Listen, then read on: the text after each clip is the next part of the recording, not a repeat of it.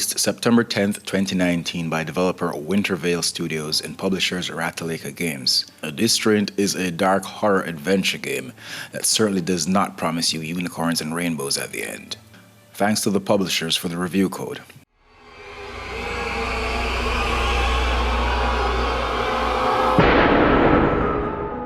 Distraint is the seizure of someone's property in order to obtain payment of rent or other monies owed. With that said, Distraint puts you in the shoes of Price, a man who is a bit behind on his goals and dreams and has to do one of the world's worst jobs. He doesn't particularly like it, but he takes a man's gotta do what a man's gotta do approach to it. And despite knowing fully well that this company is run by sociopaths and he's literally ruining the lives of others, he steps guilt-ridden but steadfast towards his call of duty.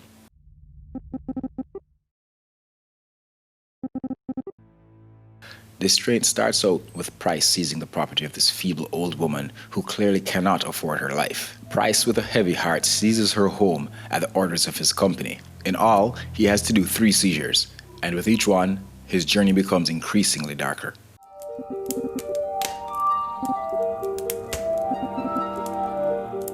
There are many direct and indirect messages being relayed here. Will you sacrifice your integrity, your soul for success? Will you do as you're instructed for the promise of a brighter financial future? There's a clear emphasis on sociopathy. It reminds me that we do indeed live in a world dominated by either sociopaths or borderline sociopaths. It brings up the subject of whether you'll just be another conforming puppet who does whatever you're told, move in whichever direction your puppet masters pull the strings. Will you say yes sir, no ma'am, simply because your bills depend on your sheepish conformity? Will you be just another person who hates their job, but shows up every day and falls in line because your bills say you should? Distraint touches on guilt, regret, incredible remorse, and indirectly asks you the question, was it worth it? It reminds us that although the world is governed by rules which are labeled laws, there isn't necessarily any justice in said laws. It reminds us also that karma is an unforgiving bitch.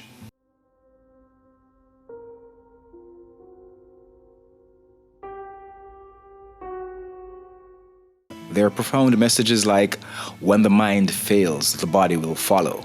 Now mind you, as with some of my other reviews, some may say, well, it's not that serious, or it's just a game. Well, the way I see it is, first, video games are no longer for kids. It has evolved way beyond that. And 2, my days of doing anything simply for shits and giggles are long behind me. I seek some kind of meaning, lesson, substance in everything. If it has none, then it's nothing more than a frivolous waste of time.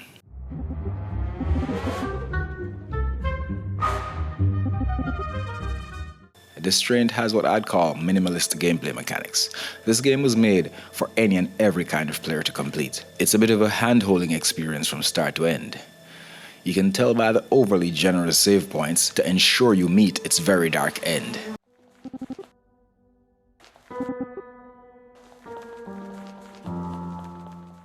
It's a very linear game with a pretty straight path. I'm not saying it's like a beat-em-up style game where you simply walk from left to right till it's over, but there's really no room for exploration, deviation, or even error for that matter.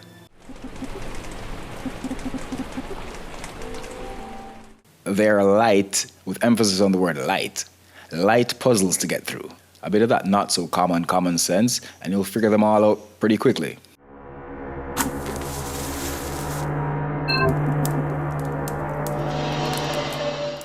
Distraint can be completed in one sitting if you're really up to it. If I had to guess, I'd say Distraint can easily be wrapped up in about 2 hours tops. If you're really perceptive, really good with brain-busting puzzles, then you'll breeze through these simple ones in a whole lot less.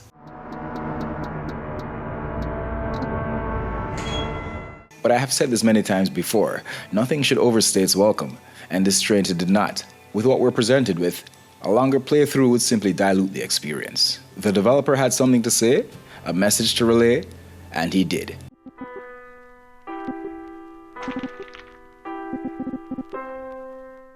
The visuals, as with anything else, are subjective. I love the environments, the backgrounds, how eerie they look and feel, but I'm not in love with the character models. I mean, look, art is art. And if you can watch an anime with these people's eyes randomly expanding to ridiculous proportions, if you can appreciate SpongeBob and South Park, then you can respect this art style. And I do, I respect it, but I don't love it, and would have gone down a different road had I the opportunity. I do love the letterbox choice though, real nice, and I believe this complements the visual direction. The audio is good. First, the music is exceptional, and so are the atmospheric sounds. It has that creepy, ominous sound that reminds you that you're in a blend of the Twilight Zone and Twin Peaks.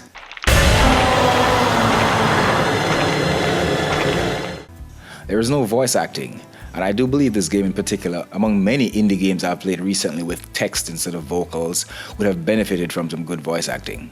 I can hear this dark, gritty story being played out in my head right now.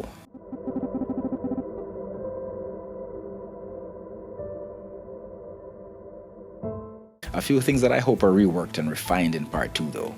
There are no autosaves. No, while this is a short experience and save stations are abound, it's really not that far-fetched to believe that a player could easily forget to save, being used to most games of this generation having autosave. Distraint has an awkward inventory mechanic, where you have to be walking around with the item you need selected, or you'll not be able to use it. You know, like in classic RE games, you may have several items in your inventory, but if you walk up to a locked door, you will be automatically asked, would you like to use the key, or something along that line. There are also a few lost in translation moments with several grammatical errors.